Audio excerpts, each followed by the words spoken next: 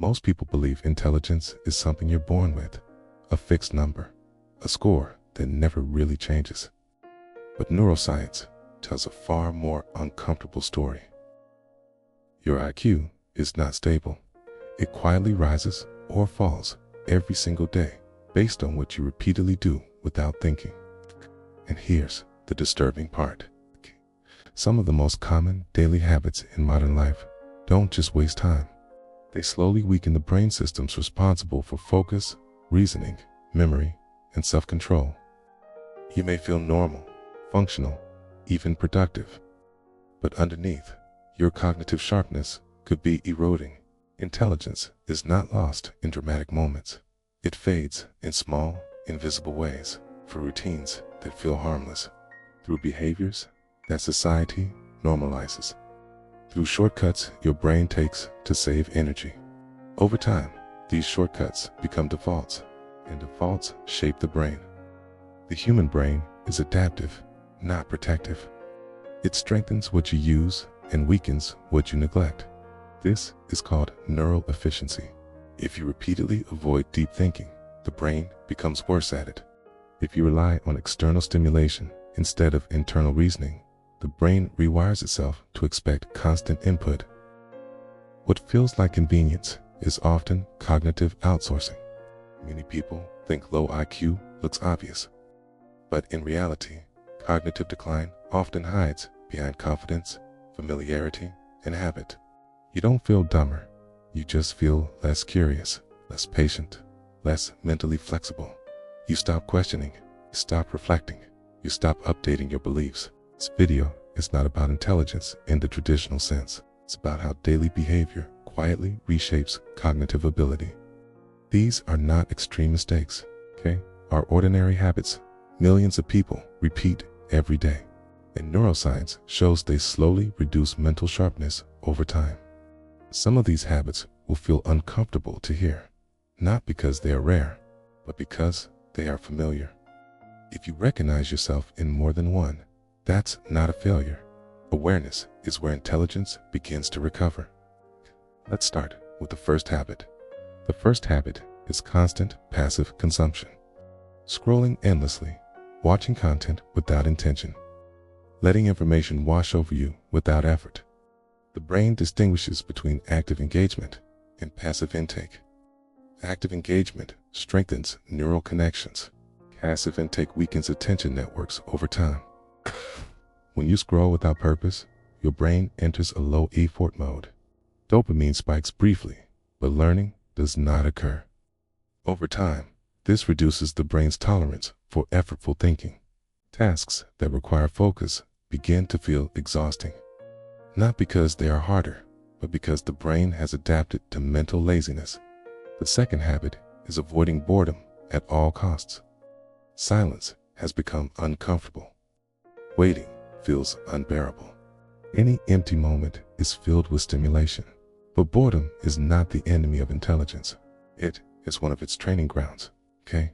When the brain is bored, it begins to internally simulate, reflect, and reorganize information, okay?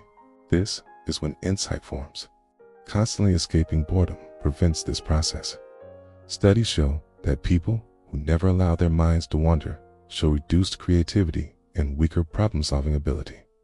Intelligence needs unstructured time to breathe. The third habit is emotional reactivity without reflection, instantly reacting, instantly responding, instantly judging. The prefrontal cortex, responsible for reasoning and self-control, weakens when it is bypassed too often. Every time you react without pausing, you reinforce impulsive neural pathways. Over time, this reduces cognitive flexibility. You become less capable of holding multiple perspectives, less able to delay judgment. Intelligence is not about speed, it's about restraint. A brain that reacts too quickly loses depth. These habits don't feel harmful because they feel normal. They fit modern life. But normal does not mean optimal. The brain adapts to what it repeatedly experiences. And adaptation does not care whether the outcome benefits you. The fourth habit is chronic sleep neglect. Sleep is not rest. It is cognitive maintenance.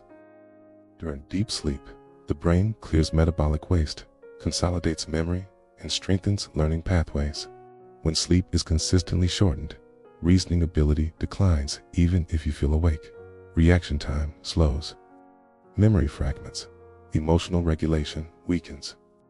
Over time, the brain operates in survival mode rather than optimization mode. Intelligence requires restoration. A tired brain cannot think deeply, no matter how motivated you are. The fifth habit is refusing to update beliefs, clinging to opinions, avoiding information that challenges identity. This is known as cognitive rigidity. The brain becomes efficient by simplifying the world, but intelligence depends on the ability to revise internal models. When you avoid being wrong, the brain stops learning. Neuroplasticity declines when beliefs become emotional shields instead of hypotheses. Intelligent minds treat beliefs as temporary tools, not permanent identities.